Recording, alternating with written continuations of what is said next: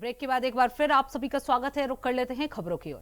पटना से जुड़ी बड़ी खबर सामने आ रही है। आपको बता दें, वाणिज्यिक एलपीजी सिलेंडर की कीमतों में 993 की बढ़ोतरी को लेकर सियासत गर्मा गई है। बीजेपी नेता राम कृपाल यादव ने इस पर अपनी प्रतिक्रिया दी है। उन्होंने कहा, मौजूदा वैश्विक हालात और युद्ध जैसी परिस्थितियों के चलते न सिर्फ भारत बल्कि दुनिया के कई देश चुनौतियों का सामना कर रहे हैं।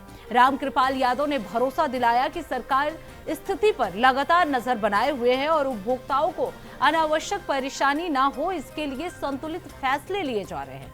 एलपीजी सिलेंडर 993 रुपए जो है वो महंगा हो चुका है। आपको बता दें, कॉमर्शियल सिलेंडर जो है वो 993 रुपए महंगा हुए हैं। इसे लेकर सियासत भी अब तेज हो गई है। पिछले 4 वर्षों से गैस सिलेंडर पर किसी तरह का दाम नहीं बढ़ा है और भरसक अभी परेशानी में तो देश है।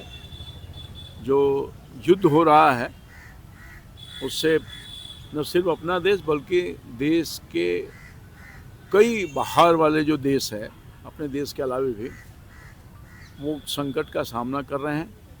बस सरकार बिल्कुल इस पर गौर फरमा रही है, देख रही है और उपभोक्ताओं को विशेष कष्ट न हो इसका ख्याल रख रही है और उसके अनुसार काम कर रही है।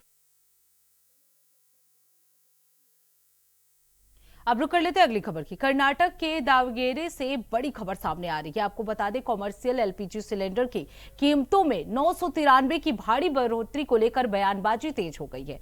केंद्रीय मंत्री प्रहलाद जोशी ने इस मुद्दे पर प्रतिक्रिया देते हुए इसे अंतर्राष्ट्रीय परिस्थितियों से जुड़ा बताया।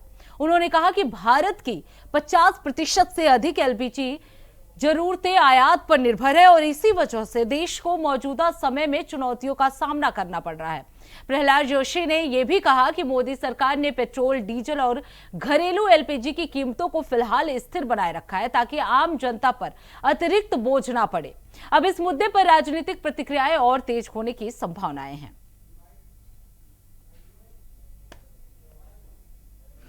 Problem that is an international problem, and more than 50% of our LPG dependency is there on import, and because of that only at present we are with all difficulties. Modi government has maintained the price of the petrol, diesel and domestic LPG as it is, and even LNG, that is the natural piped natural gas. But this is a very inevitable thing because companies are bleeding like anything. That's why it has happened. Even during Congress time, what Manmohan Singh, Mr. Moili, who is from Karnataka itself, what statement they had given in those time of crisis was not to this gravity, but in spite of that, what statement they have given, they should recall and they should react.